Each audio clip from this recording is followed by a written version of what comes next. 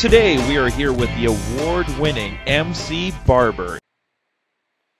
Hey everyone, this is MC Barber. Welcome to another video.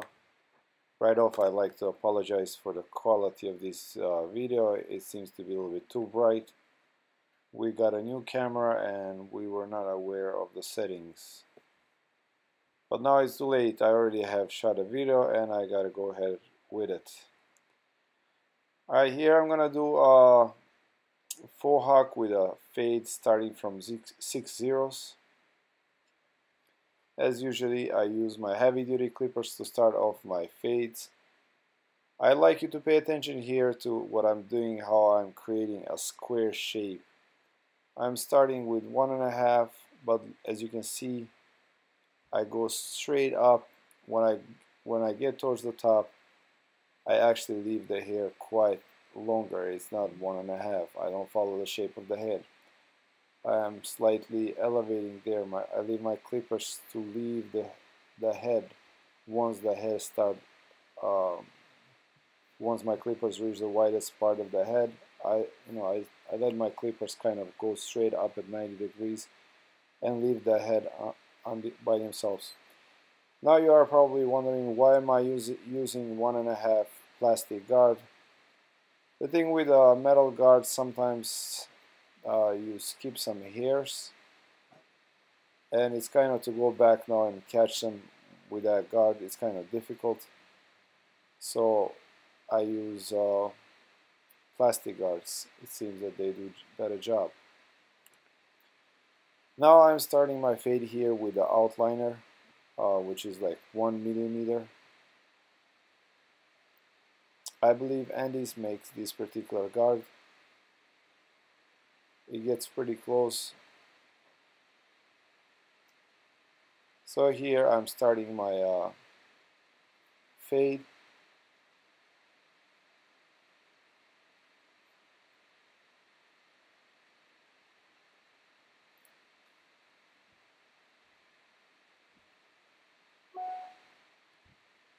When I train the new barbers, I always tell them to be very thorough. When you work in the panels, and you stay disciplined. Be very thorough. Don't leave any hair behind that you will go back to trim or remove, because you might actually forget. But rather be patient and work in really panels and very thorough. Alright, here right now I'm fading from bottom up. So I did with my outliner, I did start my fade. Now I'm using my fading clipper with the open blade, and I'm slowly moving up.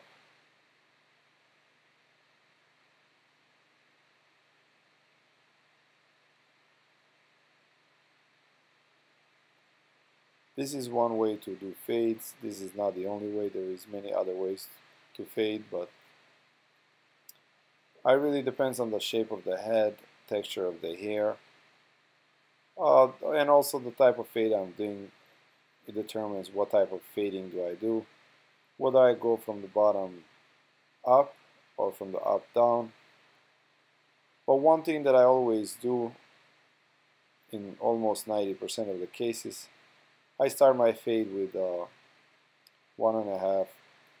I kind of create a foundation for the whole haircut, remove the bulk, and it's simply very easy to fade from 0 to 1.5, rather from 0 to a long top, switching the guards from high to low. As you can see, this type of haircut really doesn't take much time. It goes pretty fast. As long as you are following the steps that I'm showing you, this type of haircut will really take you something about 15 minutes, maximum 20. That is without rushing. Here I'm using 1/8 of an inch. So this step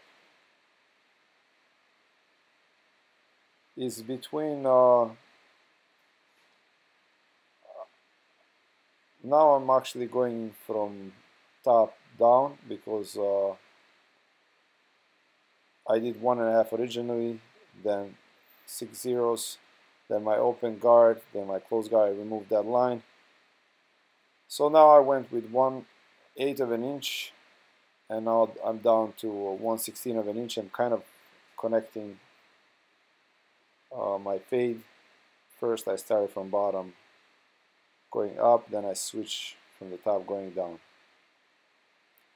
Usually I might do this if I feel like my fade is starting to get too high and I want to stop my fade. I don't want to go too high. It's always safer to go from the up down to keep your fade in a particular place so it doesn't get too high.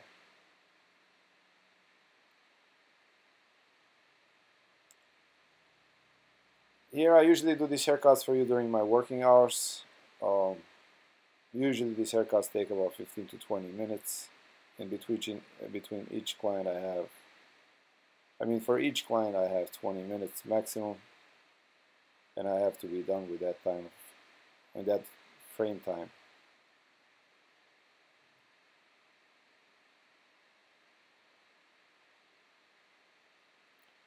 Alright, so that was it for my fading. Now I'm gonna connect my fade with the top.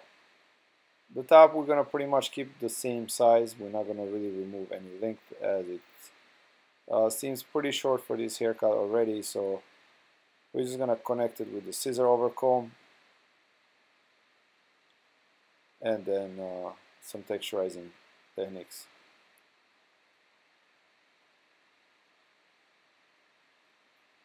It is very important to do your scissor over comb technique. Check back, see if there are any hairs sticking out, if it's smooth. Transition to the top should be really smooth and clean.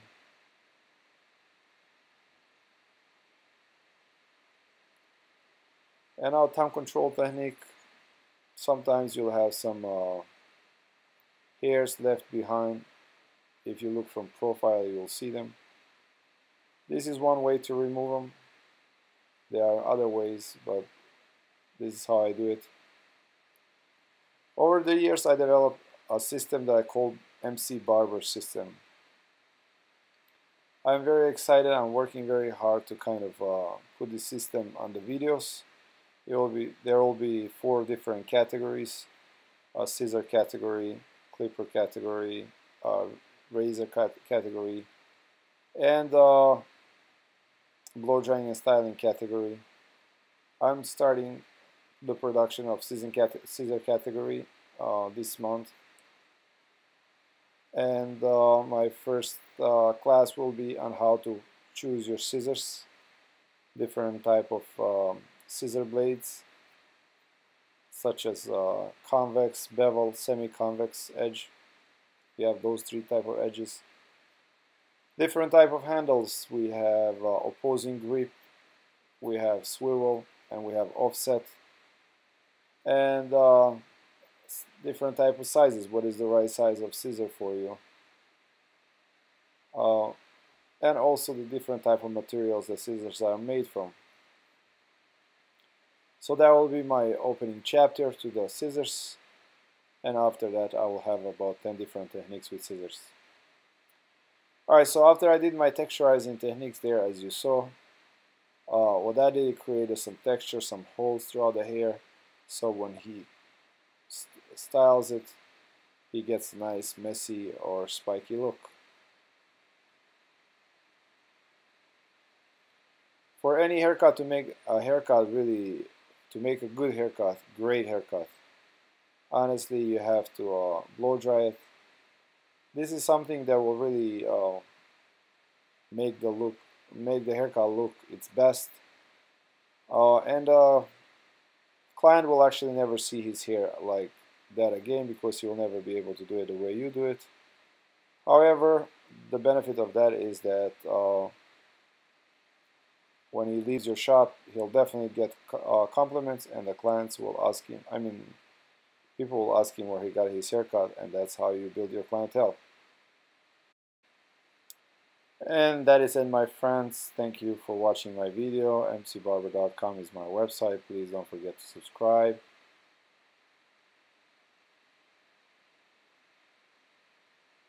and I see you. If you didn't subscribe, subscribe now.